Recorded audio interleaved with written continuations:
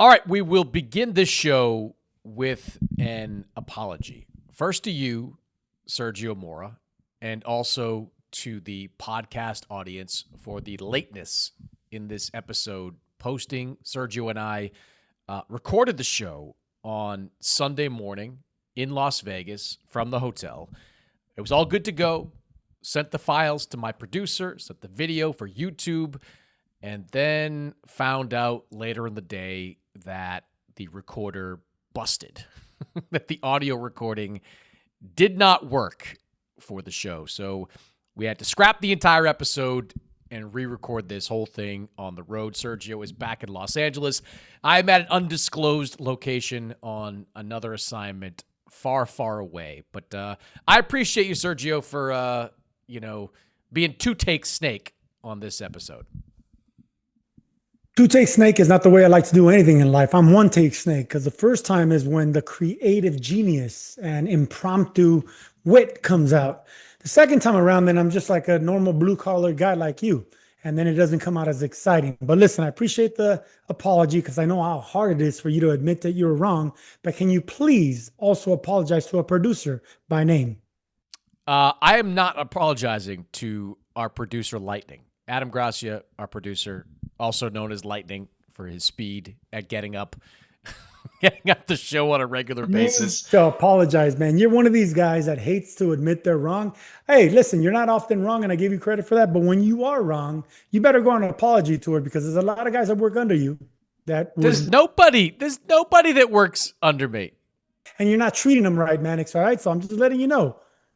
There's nobody that works under me, okay? There's the two of you that are part of the show, and that is the entirety of our staff. And what are you complaining about? You had, besides Terence Crawford, who is now the undisputed super middleweight champion, and Canelo Alvarez, who got $125 million for his troubles, you were the big winner of this past weekend. Sergio. I was. Because you walked away with a lot of cash in your pocket.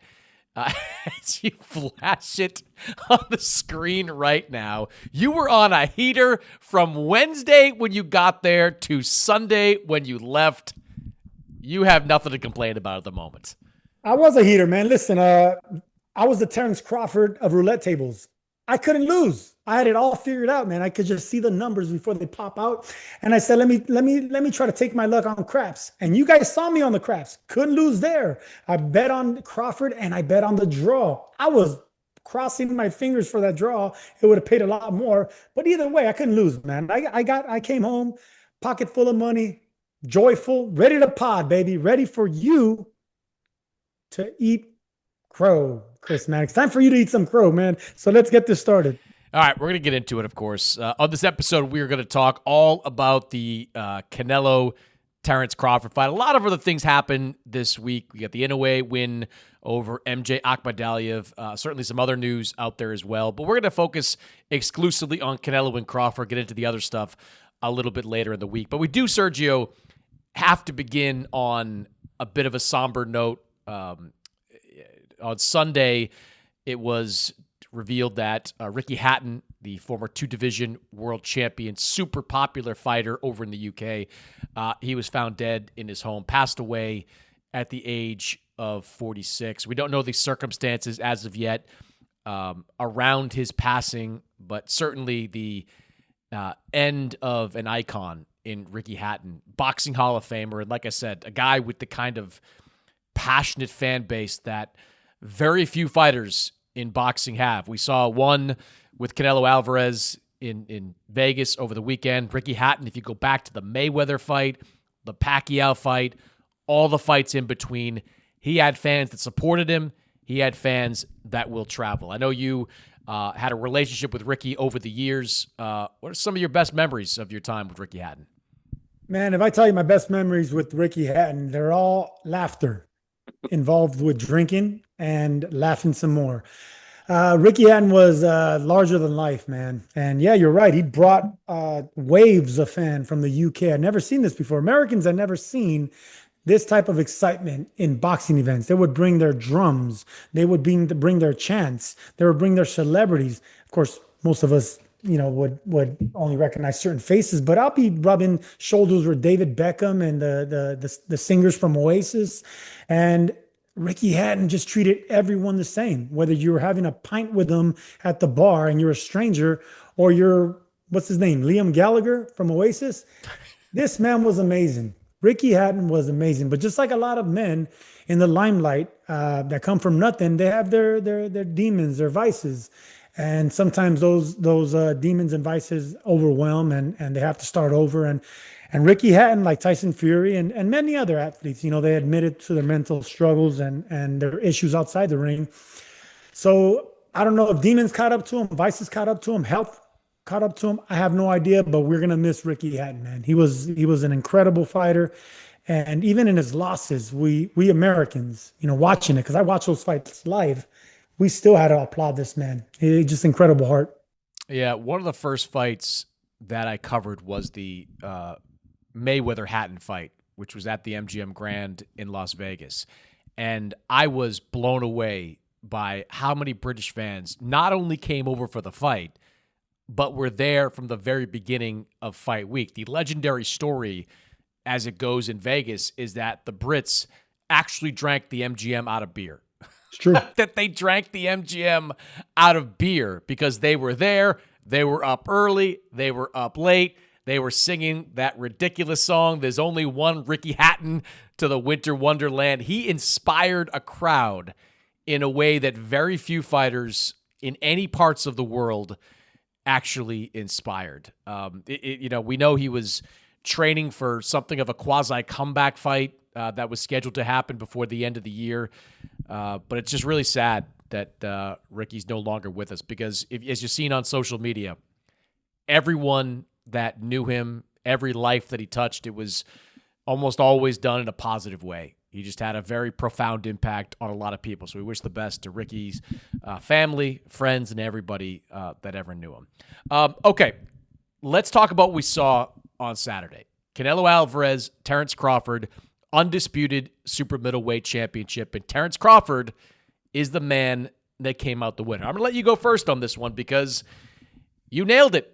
We argued about this for the better part of a week, Sergio. We went back and forth. Even you waffled a little bit. We talked about this a little, but ultimately you said Terence Crawford was going to beat Canelo Alvarez. That's what he did, winning a unanimous decision, 116-112 on one scorecard, 115-113 on two of the other, but no doubt whatsoever who won this fight. Did it play out exactly like you thought it would? Was there any difference? Tell me what you saw on Saturday. Listen, Mannix, yes, I waffled because I don't like predicting 2 weeks before. I don't like predicting or giving my opinion 1 week before. The closer it gets to the fight, that's when a fighter starts seeing the look, the hunger, the build of a fighter, and then, of course, weighing, how they look when they match up, the look in the eye, all that comes into effect. And that's why it's not that I waffled or wavered or hopping on one foot from the other. I just wanted to wait till Friday. And that's what actually Thursday I gave you my prediction. I said Terence Crawford, I'm going with him. And as a Mexican, to go against a Mexican, you know how much criticism I get from all these guys? It's crazy, especially when they're out there drinking and celebrating. But it is what it is, man, because I'm going to call it like I see it, not like I feel it. And I felt Terence Crawford was a better boxer, and I thought he was a better fighter. And let me explain the better fighter part. They both have a high fight IQ. They both are great on the inside. They both are great on the outside. But here's the thing about Crawford. He's taller, he's longer, and I think those are the factors that really had a tell here. Because Canelo, maybe if this fight was 5 years sooner, then I think he probably would have been a sharper and faster. But I'm not taking anything away from Crawford here. Crawford dominated as the older fighter. So let's get that out of the way. Crawford is the older fighter, so there's no excuses on age. All right, there's no excuses on none of that. There was two great fighters, two generational talents that went at it, and Crawford was the better boxer and the better fighter. It was the short little shots that impressed me, the catching and countering. He wasn't pulling back punches, even though he has that long reach. I think it's like 74 inches, longer than Canelo's. He's adept as the longer fighter who's supposed to be on the outside, controlling it on the inside. You know how frustrating it is for a short bulldozer with a small neck, muscular like Canelo, to be outfought on the inside? That right there robs confidence from Mexican fighters. Crawford did not forget the body. It was the uppercuts that really did on the inside. And on the outside, like I expected, the jab. That's what really controls Canelo. Bivol controlled him with a jab, also some inside fighting. But if you remember all back when, Floyd Mayweather Jr. controlled him with a jab. That's what you need with him. And that's ultimately what it was. The jab on the outside, and it was the left uppercuts, right hooks from that southpaw stance from the inside. And Crawford never switched either. So you never knew if he was going to go left-hander or right-hander. And Canelo probably prepared for both. Maybe prepared on the orthodox stance a little bit too much. And this man went 36 minutes fighting as a southpaw. So that threw a wrench in Canelo's game plan as well. But overall, just a masterful chef's kiss performance by an all-time great. Not a generation last 20, 25 years. No, this is all-time great. Mount Rushmore great, especially in the last 25, 30 years. Well, yeah, we'll get to that. We'll get to that part of it. I look, everything you said is right. And everything Terence Crawford said was right. I mean, Crawford predicted all of this. He said he wasn't going to run, and he didn't. He moved, he used the entirety of the ring because he wanted to box him a little bit, but he did engage with him on the inside. And even though Canelo had the edge in power shots in this fight, some of the most eye-catching ones were landed by Terence Crawford. The one that's making the rounds on social media is when Canelo missed with the straight right hand and Crawford came back with a straight left hand of his own. It was like straight out of the Matrix, where in slow motion, Canelo absorbed it in real time, then kind of turned his neck like, whoa, I didn't know you had that in your bag. I didn't know that was part of the Terence Crawford repertoire. So everything that Bud said he was going to do, he went out there and did. And that's an incredible accomplishment when you consider who he was facing and in what weight class he was facing him in. The two things that I underestimated going into this fight, or I guess I overestimated in some sense. I overestimated the impact of the weight on Crawford. I truly believed, and we talked about this ad nauseum, that the 14 extra pounds were going to be a detriment to Crawford. That at some point during the fight, that weight was going to get heavy, his movement was going to slow, he wasn't going to be as quick, the kind of fast twitch stuff was going to be gone, and that's when Canelo was going to catch up with him. Didn't happen. Crawford was quicker to the punch, he was first all night long, and in the championship rounds, which Sergio, he had to win. You look back on those judges' scorecards, he had to win those championship rounds to come out with this fight. Entering the 10th round, it was a draw on 2 of the 3 scorecards, and one judge had Crawford up. So Crawford had to succeed in those final 3 rounds. And on 2 of the judges' scorecards, he took 2 out of 3, and in one of them, he took all 3. So down the stretch, he ultimately delivered. I also think I underestimated the erosion that's there on Canelo Alvarez. I looking back, I did a lot of excuse making for Canelo. The no knockouts over the years. Said, well, it's Jaime Munguia. He was in cruise control. He could have knocked him out, but he held him up. Edgar Berlanga just cruised his way to an easy win. William School ran all night. It was at 6 a.m. in Saudi Arabia. I mean, I was making a lot of excuses because I truly believe that in a moment like this, against an opponent like this, we were going to see Canelo rise to the occasion and look more like the old Canelo. He didn't look as fast.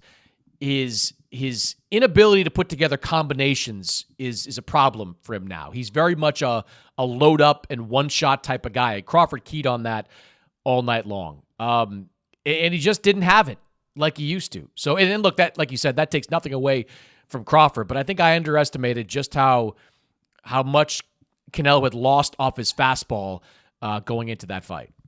You did overestimate it. And, a lot of fighters, including myself, great fighters like Bivol, like Usyk, like Andre Ward, like Timothy Bradley, they all were on the same train. We saw the erosion. That's a good word, by the way. We saw that Canelo was a one-punch fighter. He wasn't going for the combinations. He wasn't as aggressive. Where was the upper body movement he had against Daniel Jacobs? That's long gone. The last 4 years where he struggled with Caleb Plant. I mean, that's when it really started. It took him 11 rounds to track down a mover. Caleb Plant was moving a lot. Crawford didn't move that much. He shifted. He power boxed. He fought on the inside. He got respect, and he started from the early rounds. You could easily have given Crawford 3 of the first 5 rounds. All right. I don't know how you scored it, but he started fast. You know how hard is it to have the confidence for a smaller fighter moving up 2 weight divisions, and not only 2 weight divisions, Mannix. It's not like at flyweight with one division separates 3 pounds or 4 pounds. No, it's divisions where they're separated by 7 pounds and 8 pounds. Okay, so that is even more mind blowing. Crawford started off fast against the bigger man with no issues. No problem. Not over moving, staying in the pocket. And as soon as he saw those big, heavy, flat feet of Canelo getting ready to wind up and throw the big shot that he's accustomed to throw it against the heavy bag, then he just shifted a little bit from that southpaw stance and popped him with a straight left hand, popped him with that double jab. Nothing was overloading. Everything was just touching, surprising with the power, surprising with the accuracy. All that was frustrating for Canelo. Canelo couldn't find anything to get started.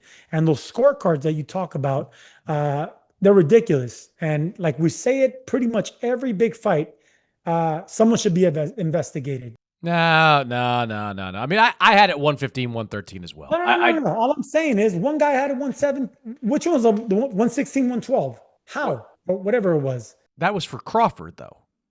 Well, oh, it was. That's right. Yeah. But 115, 113. All right, great. But there's no way I can see Canelo being 115, 113 in this fight. I did. 7-5. I thought 7-5 was reasonable. I thought the first 5 rounds, they were competitive. Not a lot was being done on either side in those rounds. Maybe you favored the power punching of Canelo. He outlanded Crawford when it came to power shots, even though his accuracy numbers were way down. Maybe you favored the ring generalship and jab and output of Crawford. But the first rounds were competitive. Look, I think Crawford knew it too. I mean, after the fight, he talked about kind of the adjustment he made in that 6th round. He said he stepped on the gas. Like he couldn't be sure. His corner couldn't be sure exactly what was happening in the first 5 rounds of that fight. And look, the reality is, if you're Terence Crawford, you got to know that you're in Canelo Alvarez's backyard. I mean, I know Bud just won the biggest fight of his career in Vegas against Errol Spence 2 years ago,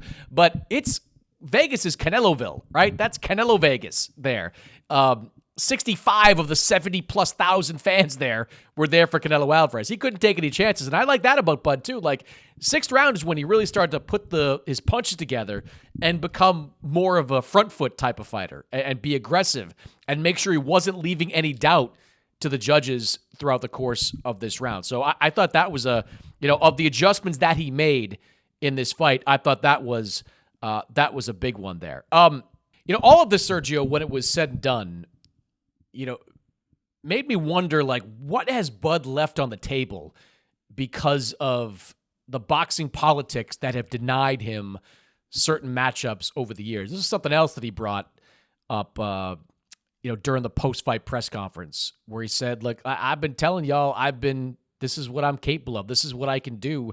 I just needed the opportunity. And we know the history, all throughout Bud's time at welterweight, he was denied the marquee fights because his promoter, Top Rank, was at war with Al Heyman. And at that time, Al Heyman had control over all the best welterweights, including Errol Spence and Danny Garcia and Yordenis Ugas and a whole bunch of other guys, Sean Porter.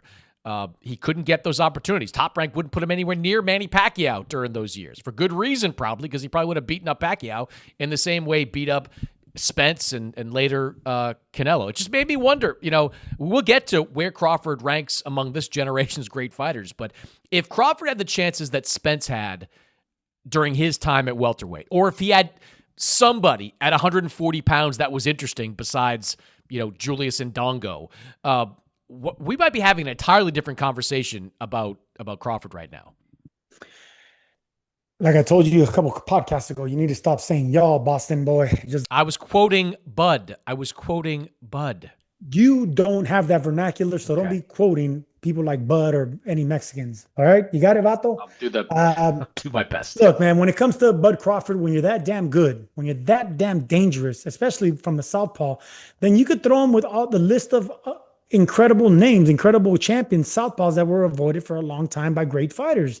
Guys that have high fight IQ, have speed, they have timing, they have length, and some pop. You know, a lot of these guys, they're avoided for good reason because they're just too much risk, not enough reward. Crawford had to prove time after time again that he was the goods. Even against Sean Porter, where that one moment the corner told him, they gave him that round. They have him up. What? They have him up? What'd he do? He went out there, he knocked out Sean Porter. That was Andre Ward that told him that. Andre Ward for the broadcast position was Incredible. he's up. He goes, that was like a Babe Ruth call your shot kind of moment there for Bud. Incredible. All right. So this is aside from having all the advantages physically and the mentality and the chip on his shoulder, this dude follows instructions as well. And he has this meanness where he doesn't leave it to the judges. He has that killer instinct Sugar Ray Leonard had, killer instinct Oscar De La Hoya had. You know, you can't teach that. You know, some guys just would focus on, no, I think I did enough to win a decision. And you're looking at one now, one of the biggest fights of my career, Shane Mosley. My trainer told me this is a close fight. Go out there and do something. I said, nah, I think I did enough to win, and I got a draw. I didn't have that killer instinct against another great fighter. You can't teach that. Terence Crawford has that innate ability to have total confidence in his corner to believe what they're saying, and the other one to go and execute exactly what they told him to go do. Just add to the list of wow accomplishments or traits that this man has that you just have to applaud. We're watching all-time greatness, Mannix, and we're talking about Mount Rushmore greatness. This is. I know you're dying. I know you're dying to get to the Mount Rushmore part of this conversation. We'll get there. I promise you. One thing though that Canelo said afterwards was he was asked a question, I think, about Floyd Mayweather, and either way it got there. He said that Crawford is way better than Mayweather. Now Canelo's not really known to troll all that much, so I'm going to take him at his word that he was being genuine. Now, the Mayweather fight for Canelo happened 13 years ago when he was a young fighter and not ready for that type of moment. But what did you make of Canelo saying Crawford was not only better than Mayweather, but way better than Floyd Mayweather? Well, I kind of see what he says or what he thinks and what he feels, because Mayweather is an all-time great as well, you know. But Canelo wasn't ready at that point of his career. What was it, 2013? 2013. And they're and Crawford and Mayweather, even though they were both dominant welterweights, they're very different types of fighters. Exactly. Look, Canelo had the youth and the strength and the ambition, but he didn't have that veteran championship experience. Crawford didn't have the youth and the vigor, and he wasn't as like he was maybe 5 years ago. But he had the championship experience. He had the hunger, and he had that I want to prove everyone wrong, you know, hunger that he was just dying to unleash. So I get what he's saying, but there's also a little bit of, you know, resentment coming out of Canelo, because Floyd Mayweather Jr. outboxed Canelo. So Canelo could say, yeah, he didn't stand and trade with me. He can't say that about Crawford. Crawford outboxed him and outfought him, and he outwitted him. He did everything right against Canelo. And for a lot of people that thinks this is a close fight, it wasn't close. It was unanimous. It was a unanimous one-sided fight. It could be close, but not close. I there guess. You go. Well yeah. said. Yeah. Close because nothing great, no knockdowns, no big moments, no Canelo's legs wobbling. Right. But if you score it fight by fight, I had it, maybe it could have been 7-5, you know, it could have been 8-4, you know, but he won it unanimously. There was no controversy here, and Crawford just dominated. I hate to say that since it was 115, 113 on two judges, but Canelo never took control of this fight. I never had Canelo in the lead in this fight. No, and Canelo said, like, I didn't land anything on him. Like I never got my best shot on him. Like Crawford, his his preparation was outstanding. Like, he knew that Canelo was going to go to the body, and he kept dropping that elbow down and blocking or blunting the force of it. And then he would counter quickly. He would have something in his bag to counter Canelo and to frustrate him. I mean, everything Crawford did during this fight told me that he knew what Canelo was going to do before Canelo was even going to do it. And that's not something that I've ever seen from Canelo, at least not since the Mayweather fight. And that was a long time ago and a different version of Canelo. Even Bivol dominated that fight with the jab, and he dominated with his power and his size.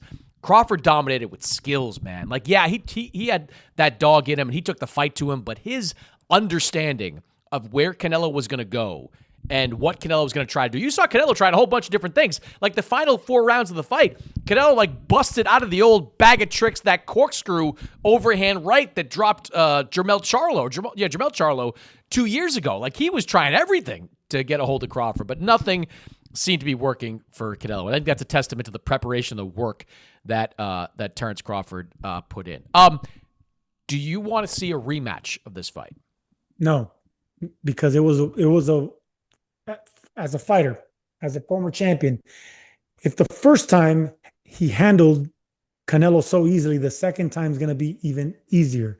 I don't want to see it because there was no exciting moments that give you a what if. Canelo never had any momentum built his way. He never dropped them. He never cut him. He never had Crawford weary at any point. There was confidence in the eye of Crawford the entire time.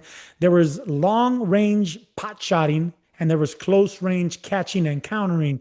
So even though Crawford had the reach advantage, he had a lot of advantages, foot speed and everything. He also outfought Canelo. So what is Canelo going to do the second time around? Just get more aggressive and run into more shots? I don't want to see this fight again. I don't think a lot of people want to see this fight again. I don't think Netflix will want to pay for this fight again. I don't think every single person, that record-breaking crowd, it was an incredible atmosphere. You won't have an incredible atmosphere the second time around if it's a rematch. You would. Yeah, you would. Come on.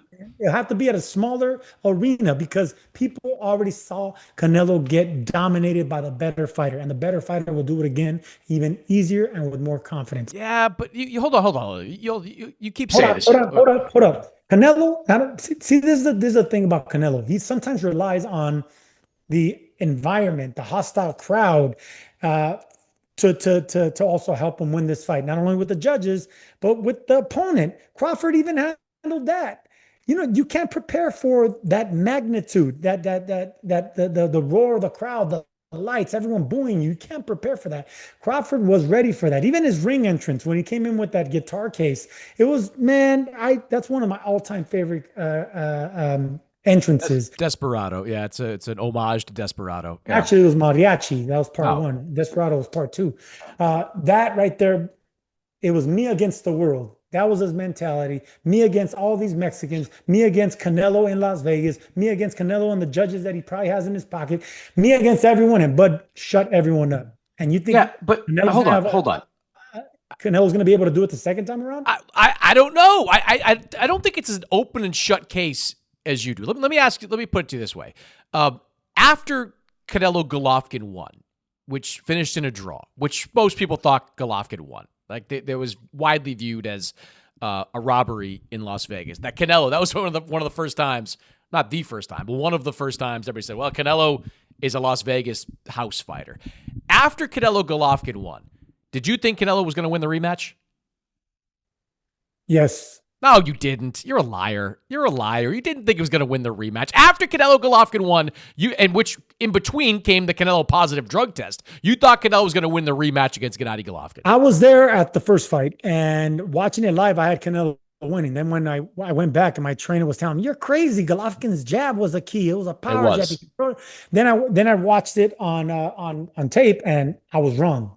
Golovkin won that first fight. All right, so then the second, and what? Hold on. The Canelo in the second fight made a big adjustment.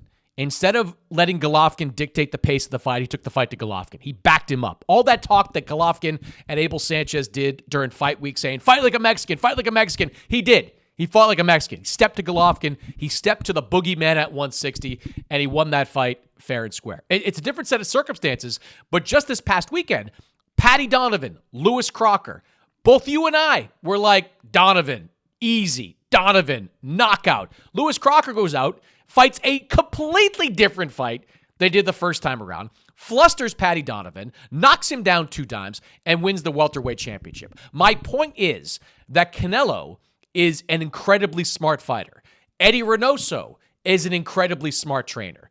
If they do a rematch, they're not going to have the same game plan. They've got 12 rounds of information now to study on Terence Crawford. Now, maybe that won't mean anything, Sergio. Maybe it means nothing. Maybe Crawford will also go back into the lab, find new ways to attack Canelo. Maybe Canelo's, this is just a fact of life. Canelo's too old and can't pull the trigger on some of these shots anymore. But I promise you, if they do this again, Canelo's going to have a new game plan against Terence Crawford. And I'm not ready to say that game plan won't be successful, especially when by the time this fight rolls around, Crawford would be 38 plus, almost at 39. And what are you doing? What is your problem? Oh, I'm sorry. I was waiting for you to stop talking because you sound as confident and as ignorant as you did just a few days ago when you were saying there's no way he wins this fight. He's moving up 14 pounds, coming up from lightweight. Crawford's gonna this. Canelo's gonna do this. Crawford can't do that. And you were dead wrong. And you're admitting that you were wrong right here. I said I was wrong. Hold on. I said I was wrong. You start to snore into the microphone. It's my turn. You a bag of tricks. In fact, 35 years old already. No. If he was maybe 25, then I would agree. But he has too much wear and tear. His feet have been heavy from the beginning of his career. How heavy they are now at 35? The head movement is not there. The confidence is not there. He's an older fighter. He's diminishing. So isn't Crawford. He's not diminishing, but he's also an older fighter. I'm just saying, if it happens next May, Cinco de Mayo weekend, when Crawford's 38, Canelo, I think, will be 36 at that point or close to it.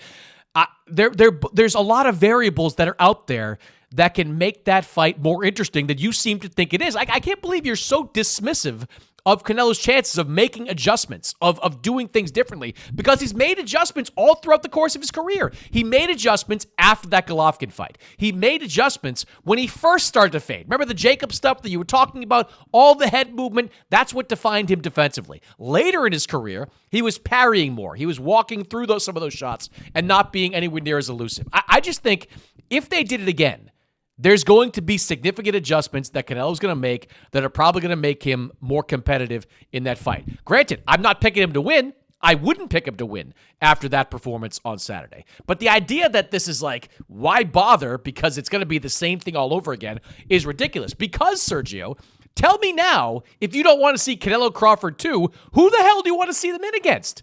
Who do you want to see these two guys fight? Crawford made it clear he's not going down to 154 pounds. He's not going to fight Boots Ennis. He's not going to fight Virgil Ortiz. He's not going that direction. He's also not going to 175. So put away your dreams of David Benavidez or Dimitri Bivol or all those guys. Could he go down to 160? Yeah, but does anybody outside of like Janabek's family want to see Crawford in with Janabek at 160 pounds?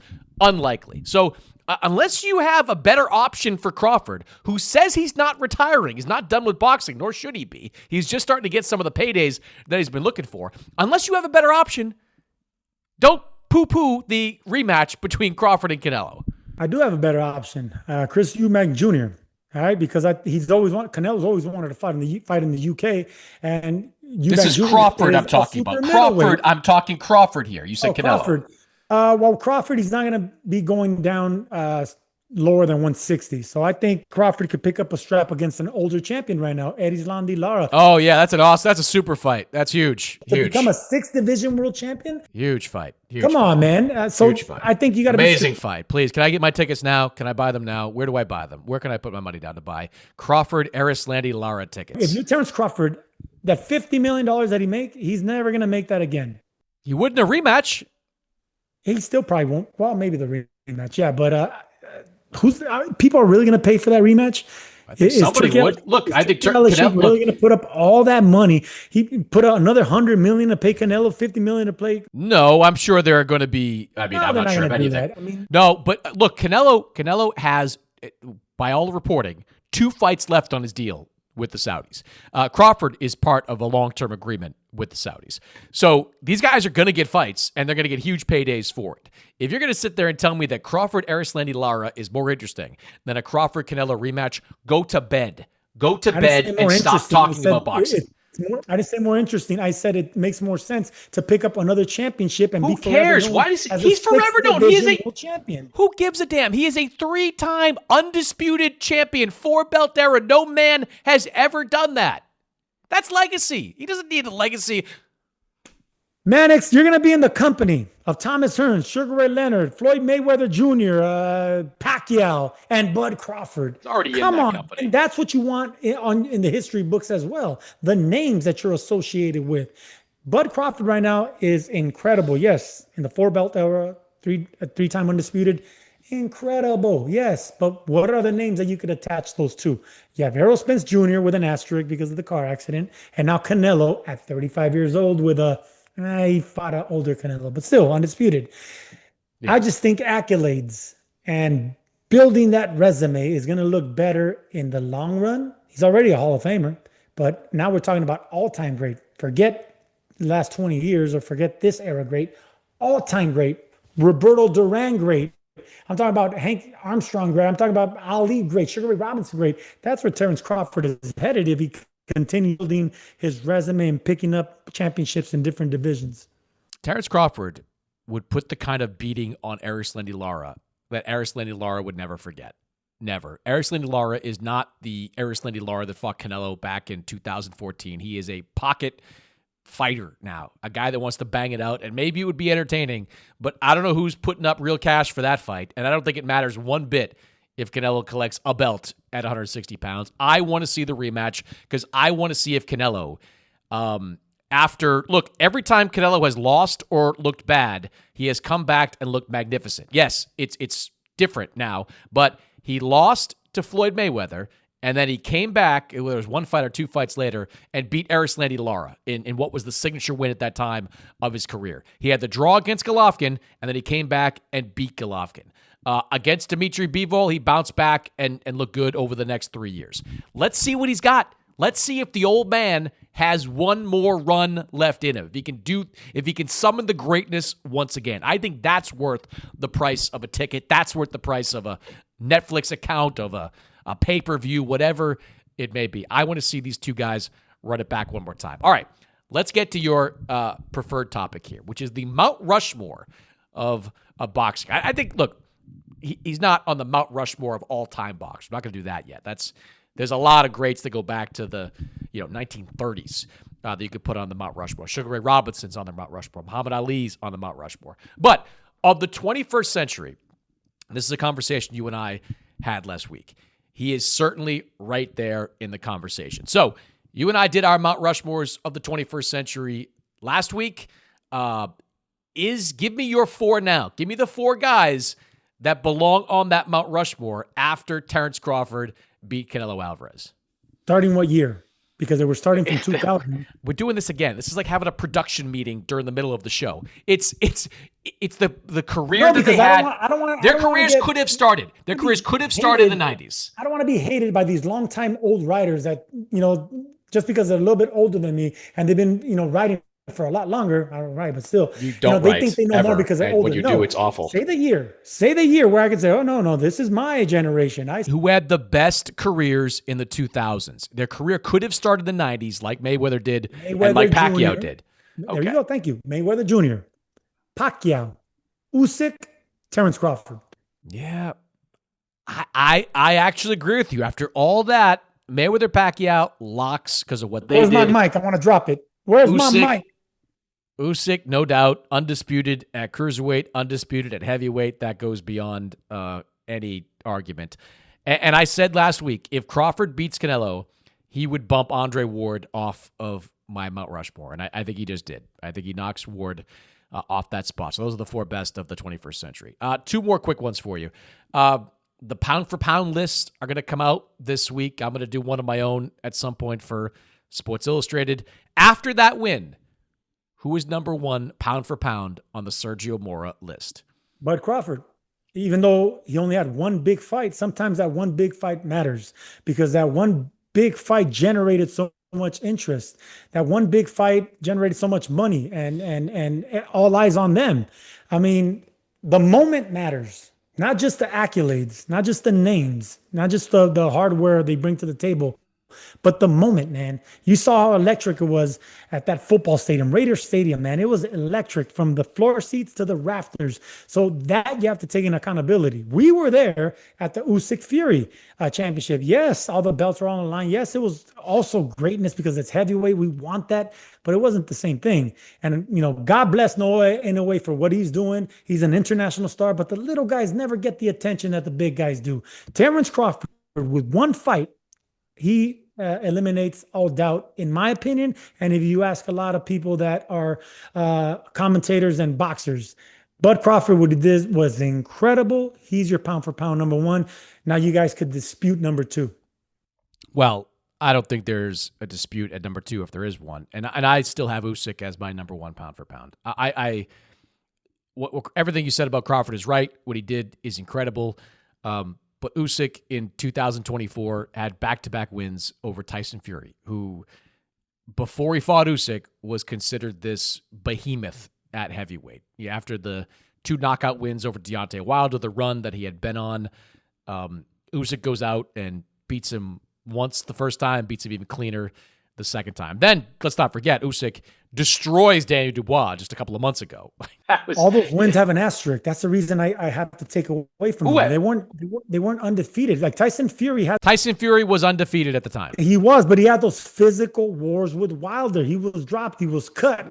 You just spent this whole thing about Canelo having all these physical wars. Canelo's not a drinker, and who knows what else Tyson Fury put into his system. He wasn't a clean lifestyle. Canelo's got a drinking company. Like Louis XIV, the king, or whoever that guy was.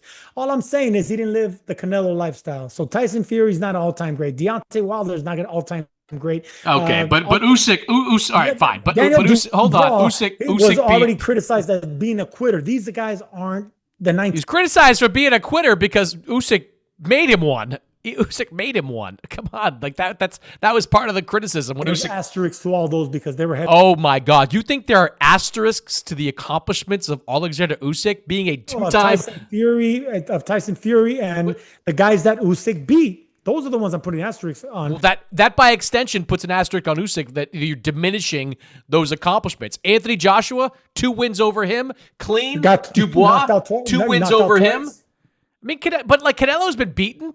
Like he was beaten 3 years ago. Never knocked out. This is a wild argument you're making here. I don't mind the argument for Terence Crawford because Terence Crawford's skill set is incredible, and going up 2 weight divisions, which we haven't seen since the days of Sugar Ray Leonard and Roy Jones Jr., that's a remarkable accomplishment. But the idea that there's any kind of shade on the wins from Alexander Usyk, who has beaten literally everybody in the heavyweight division. If he beats Joseph Parker, if he fights him, that is going to be the last remaining champion that Usyk is not taken out in this era. I can't. I give Usyk all the credit in the world for cleaning out cruiserweight. I give him all the credit in the world to coming up to heavyweight and fighting. Cruiserweights, by the way, that was it. Those were good guys at cruiserweight. People didn't know them, but those are good guys. That's the difference. The undefeated top guys that bring as much to the table Fury as him. was undefeated. Moving up in weight, he was beating blemished records of was undefeated. undefeated. Have been knocked out. That's all I'm saying. It wasn't a heavyweight division. It was a vulnerable heavyweight division, a chinny heavyweight division, and Usyk capitalized on it brilliantly. That's all I gotta say. That is, of all the wild takes that you had, that's in the top 3. That's a top 3 wild take. I lived through the murderer's row of the early 90s of heavyweights. All right. And I think that was the incredible heavyweight division where you had Evander Holyfield and Riddick Bowe and Mike Tyson and the late 80s, early 90s. To me, nothing tops that. All right. Nobody's trying to compare the divisions. But Usyk moved up after running through the top cruiserweights, including guys like Maurice Briedis and Murat Gassiev, who are good fighters. Running through all those guys, moves up, fights Chaz Witherspoon in one tune-up, and then beats all the top guys. Chisora was still a relevant guy at that point when he fought him. AJ twice, Fury twice, Dubois twice. Like, Come on, like, what are we talking about here? Usyk is generational, man, and he's still number one on my pound for pound list. Last thing for you, I think the fighter of the year race is already interesting because Crawford's going to end this year with the best win by far. That was the signature fight, the signature win of 2025. But you're probably going to have Naoya Inoue finishing the year 4-0, which will include an absolute whitewashing of MJ Akhmadaliev, who everybody thought was his peer at 122 pounds. And you could have Sebastian Fundora at 3-0 with wins over Tim Tszyu and potentially Keith Thurman, who was going to fight in October. I guess the question is, was that one win by Crawford enough to overcome the kind of years that Thurman and Inoue could potentially have? Yes. And just like I put Bud on my pound for pound number one, it's because it's just a bigger win. It was the biggest win. It was the biggest win. Forget undisputed, forget all the other things. It was the biggest win in Terence Crawford, and the way he handled them, the way he handled the moment, the way he handled the buildup. Terence Crawford was brilliant throughout the entire thing. This man is an all-time great, just became an all-time great, beating an all-time great. That's why he has to be my number one. Naoya Inoue, I love watching him fight, and he's been cleaning out divisions. But he's a smaller fighter. Now I can make a case for Usyk. What he did was we're not talking. Why we're not talking about that? We're talking about fighter of the year, Fundora, Inoue. Usyk was Crawford. fighter of the year last year, right? But I'm talking about this year. This year, that. So it's not that far off. So we go from Usyk to no, but we're talking about who is the fighter of the year in 2025. Bud Crawford. Okay, that's all I asked there. I said, was it enough to overcome Fundora and to overcome Inoue? Look, pound for pound as a fighter, I respect what Fundora's doing, and he probably deserves it, but he doesn't have the magnitude and the fan base and the popularity, and he's not an A-side fighter like that. So he can't be number one because of that alone. I know it's politics, but Fundora will be my second. Yeah, I mean, I haven't thought too that far ahead, but I don't think any accomplishment by Fundora or by Inoue will be enough to overcome what Crawford did. Moving up 2 weight classes and winning a fight like that against Canelo, the significance of it, becoming undisputed champion, all those things. He's going to take that award, I think, on my ballot. Got a long way to go. I mean, obviously, things can change, but right now, I think it's Terence Crawford Fighter of the Year, no doubt about it. All right, we will be back again at the end of the week. You and I will be in Fantasy Springs next week. Gabriela Fundora in action. Oscar Collazo in action, calling that fight on DAZN. Ran into some good podcast fans, Sergio, this week in Vegas. That was fun. That part of it was good. There were podcast fans all over Las Vegas, and they seem to like you a lot more than me. That's I'm bringing a lot to the table. Not only Mexicans, right? Because Mexicans were quoting me all over the arena. But when I was on the flight over to Vegas, shout out to Robert and Andy, 2 Australians who flew all the way to Sydney to watch this great event in Vegas. But yeah, man, we're getting a lot of traction, a lot of recognition. And I think the Mora in this Mannix and Mora brings a lot to the table. Can I just say to podcast listeners out there, if you run into Sergio in Vegas, don't buy him a drink. Make him buy you a drink, all right? Yeah, I saw a couple of you buying Sergio a beer, listeners. Don't buy him a drink. And I entertained and had a drink with all of them because I love my fans. He's got plenty of money. Just ask him. He'll show you his cash. And there it is again. The cash up on the screen. If you want to see the cash, subscribe to the show on YouTube. Subscribe to the show on Apple Podcasts, Spotify, wherever you download podcasts. While you're there, leave a rating, post a comment, all those good things that help us grow this show week after week. And we will see you guys later on in the week.